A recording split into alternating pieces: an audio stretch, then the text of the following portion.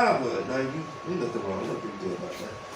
I mean, I wasn't even going to talk about that, but you bring up masturbation. Like, that's something that's kind of taboo with niggas for some reason. You know why? You know why I say that? Because you got some dudes. Now, when you young, it's a little different. Because when you young, you still kind of going through life, and you're not establishing your own identity. Yeah. So it's not cool to admit that. But because I think what it is, and we got other stuff we talk about, but we just vibing. Yeah. Well, I think when you young, masturbation has that stigmatism that you not getting laid. No. So a lot of niggas they associate it with that. Yeah, they take it. But then you get older, you realize that. I remember getting time when I was getting a lot, and I still wanted. Yeah. It's like it's not about that. No, but some dudes act like they're too cool. Like I never did that. I just get laid on. I know you know what it is, D man. I don't know. I think when you get a certain age, like me, I'm 47. I done did it all. I done had threesomes. I done did it all when I was out there. So I mean, right now, you know what? I don't get in relationships to have sex. Because that's not something that I think about anymore. I mean, do I want it? Yeah, but it's not important to me anymore. What's important to me is a woman that's gonna bring some type of stability to my life. So I don't have to be in a relationship to have sex. Some people get in a relationship to have that. I don't have to get in a relationship anymore and be like, you know what? I need to get some. Maybe I need to life in this woman say I really like her. Nah, man, I don't do that. I can stay home, man, and put on Pornhub, some old Janet Jackson, shit. I be like around Lionel Richie all night long. So tell me this: how do you feel? I mean, obviously, if you're a man, you're a woman, you like sex, but how do you feel about how it? And I'm sure it's other women too, but I'm saying black women, not because it's just them, but that's what we encounter, what we deal with most time. With some black women, they kind of use sex as almost like a tool. It's kind of like, okay, after they have sex with you, you notice they start hitting you for money, or it's almost like, okay, because I gave you the sex now I have the right to start the leverage, to come at you a certain way. How did that make you feel? I mean, for me, like I said, being a certain age, I was out there in the streets. I was a drug dealer. I made lots of money, and women knew me because of what I had and what I was able to bring to the table. I mean, it kind of hits you the wrong way. Like you feel like, okay, listen, if that's all you have to bring to the table, and I think this is what women have to understand. A man will find out what you have to bring to the table. And if that's all you have to offer, that's what he's going to use you for. And if he has the means to pay your phone bill, your electric bill, he'll do that. But once you get to the point in your life where you want to be serious with this man, he ain't going to take you serious. Because all he knows is that you was always asking and had your hands out. So he gonna always see you as that woman. He ain't gonna take you serious. He ain't gonna want to marry you, put a ring on your finger. Cause now he's looking for somebody who can bring more than pussy to the table. If all you have is your body to offer, you're gonna put a bad taste in his mouth. Cause he already know what you're looking for. You're looking for a handout. You're looking for a man who gonna take care of you. Most men will take care of you without you asking. But if you always looking for something, you put a bad taste in that man. You know what? I'm glad you say that because, and this is something that I've gone through.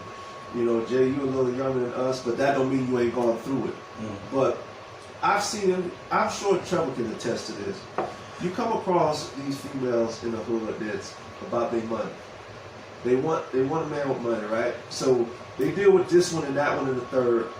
And then, but at the end of the day, they staying in your typical condominium, 1 bedroom or 2 bedroom with their child or whatever. And if you look at over the years, you almost want to go up to them and be like, I don't see what any of this got you. Because because you evidently didn't hit the big lottery. So you was better off just being with one dude and if you would have came at him the right way, he would have gave you what you wanted. Yeah. And you probably be in a house and you'd be upgraded from what you do. You know what I'm saying? Yeah. My whole thing, if that's what you're doing, you might as well take it all away. Yeah. Because some of them kind of like, they be nickel and dime and but it's like they don't want to take it all away, but they still kind of over. It's like, what's your category? Mm-hmm. Is you a gold digger? Is you here or you? Yeah. Yeah. No, it's just, I mean, my take on that is, you know, listen to what you both gentlemen are saying, like, you know, when they offer you, you know, sex or they give you sex and you feel the need to ask you for whatever it is, it's a lot of different theories and takes on that from both the male and female perspective. I mean, me being 32 years old, yeah, that's kind of, man. My take on that is because, you know, I only, based on the women that have been in my life, you know, like either my mother or my sister, you know, and even my grandmother, like just strong women. I've never really seen them, they've always been like strong, independent women that I know could always do for themselves in a sense. So I've never really seen them, you know, of course they have. I know my mother and my father, they do because of course I'm here and, you know, and my sister, you know, has my nephew, so I just always known for them to really get on their own. I've never really seen them really ask my father or my brother-in-law really for anything. So I think, I'm pretty sure, you know, I know that happens. But it's kind of like, I don't know, man, it's kind of weird. You know, me personally, I've never really experienced that, you know, a woman just asking and trying to take. I think, man, when you run into, I guess, if you encounter a woman like that, I think you just gotta, and I'm pretty sure you gentlemen have. I feel like, what do they say, DMX, you trust people to be themselves, but you trust in the fact that you can see them well. Yeah. I think, you know, now that you guys have encountered that, you're able to see it a lot quicker and deal with it accordingly. Yeah. Me versus me, due to the fact that I don't have that experience, it might be, if I were to go through that, it'll probably take me a little bit longer to really, you know, see that situation and deal with it for what it is. But the fact that we're having this conversation, you know, just listening to you all, I think I'll be able to pick up on what to look out for. I'm pretty sure that, you know, that happens or it transpires, but, you know, personally, I haven't dealt with it as of yet, I can say. I mean, I know when I used to work at Winn-Dixie, this was years ago, I was in my 20s, and there was a girl, and her name was Nikki. And Nikki liked money, and I remember we was in the back, in the back area, like receiving, and we was talking about money, and I was telling her certain things that I didn't believe I should do, but she was making me feel bad saying I'm cheap, but I was like saying, Nikki, I don't understand why I should have to do that. Now, my whole thing is not saying that I wouldn't do something. I'm saying, how is it a requirement from the gate that I do this?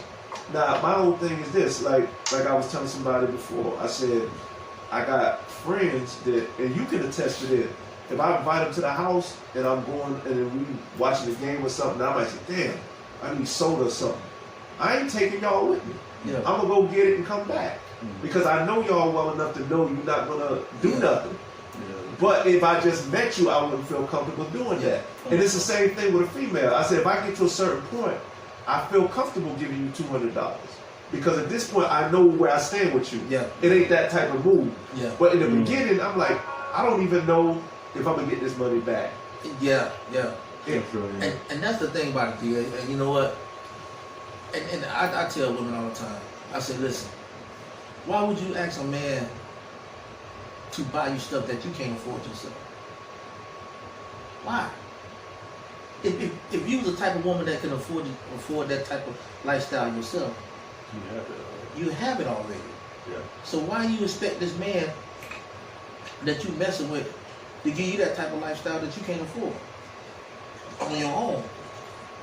Yeah, because stuff can come with that too. Yeah. From a male perspective. So you could be setting yourself up. And while you thinking thank you you. getting over, you could be Thank you. playing yourself in a sense. And they don't understand that if you asking this man to do certain stuff for you, that he's going out of his way, putting himself in a financial bind to make sure you living a certain lifestyle that you want to live, he gonna require you to do stuff. Yeah. Comes with the territory. And that's what it comes with. Are you prepared to do this and do that? Are you prepared to degrade yourself as a woman Because you basically setting yourself up to be a sex slave. I'm gonna be honest with you. If I'm paying this and that for you, I expect you to do everything.